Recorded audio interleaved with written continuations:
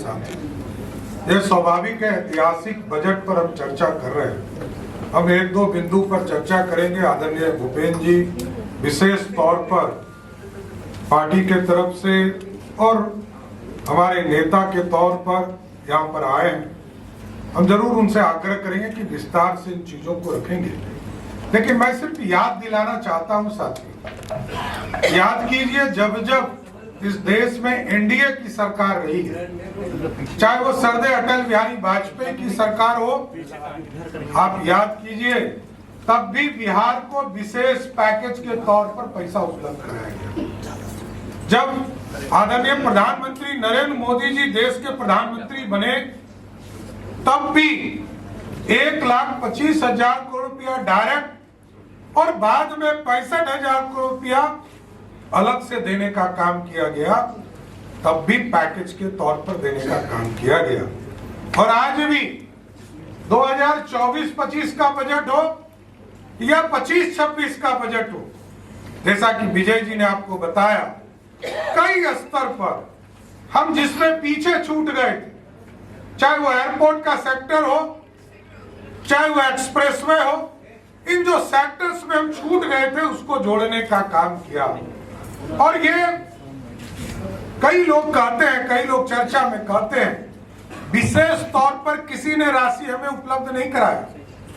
NDA की सरकार जब जब इस देश में स्थापित हुई है तभी हमको एक विशेष तौर पर पैकेज देने का काम किया गया। याद कीजिए जब 2024 में देश के प्रधानमंत्री नरेंद्र मोदी जी तीसरी बार प्रधानमंत्री हुए तो पहला काम इस बिहार में आकर यदि 19 जून 2024 को पहला किया तो जो गौरवशाली इतिहास था नालंदा यूनिवर्सिटी का, उसका उद्घाटन करने का काम किया था।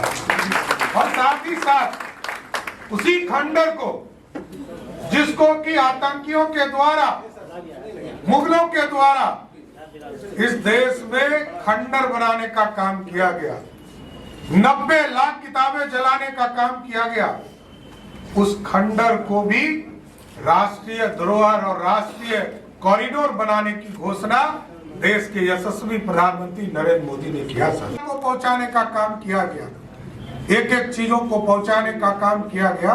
अब इसको आगे बढ़ाने का काम देश की सरकार करे। कल तक हम नॉर्थ बिहार में फ्लड की चिंता करते थे और याद कीजिए 2008 में जब बिहार में फ्लड आया था तो 1,92,000 क्यूसेक पानी नेपाल ने छोड़े थे और हमारा 16 जिला बाढ़ त्रस्त हो गया था। लेकिन आज स्थिति बदली और आज 6 लाख से अधिक, 6.5 लाख क्यूसेक पानी छोड़े गए।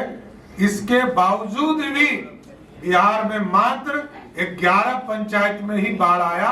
आज बिहार स्थिति बदल चुका है और केंद्र की सरकार ने अब यहाँ हाई लेवल डैम, नेपाल से भी समझौते पे वार्ता चल रहा और यहाँ डैम बनाने के लिए 4 जगह हमको चिन्हित करने का काम किया है।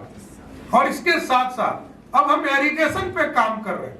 कल तक हम फ्लड फाइटिंग का काम करते थे उत्तर बिहार में, अब यहाँ हम इरिगेशन का काम, सिंचाई का काम शुरू हम लोगों ने किया। ये साथियों विस्तार से आदरणीय भूपेंद्र जी बताएंगे, लेकिन मैं जरूर इतना आश्वस्त करता हूं कि देश के यशस्वी प्रधानमंत्री जी के नेतृत्व में बिहार के हितों की रक्षा की जा रही है, बिहार को सुरक्षा देने का काम किया जा रहा है, बिहार के विकास की चिंता की जा रही है और बिहार कैसे बढ़े इसकी चिंता लगातार हो रही है। और यहाँ भी अब उनको भी भरोसा है कि बिहार में हम जो राशि देंगे उसका सदुपयोग होगा, यहाँ लूट नहीं होगा, भ्रष्टाचार नहीं होगा। पहले की सरकार तो लूट लेती थी, पहले की सरकार तो घोटाला करती थी, अब यहाँ बिहार की सरकार लगातार काम करने का काम कर रही है। कई जिलों में हॉस्पिटल का निर्माण शुरू किया गया था। इसलिए साथियों मैं यही कहूंगा इस संगोष्ठी के माध्यम से कि भारतीय जनता पार्टी एनडीए, इसका एक ही लक्ष्य है कि भारत को श्रेष्ठ बनाना है और बिहार को भी साथ साथ उन्नत करने का काम किया जाएगा। यही कहते हुए अपनी बातों को विराम देता हूं। बहुत बहुत धन्यवाद।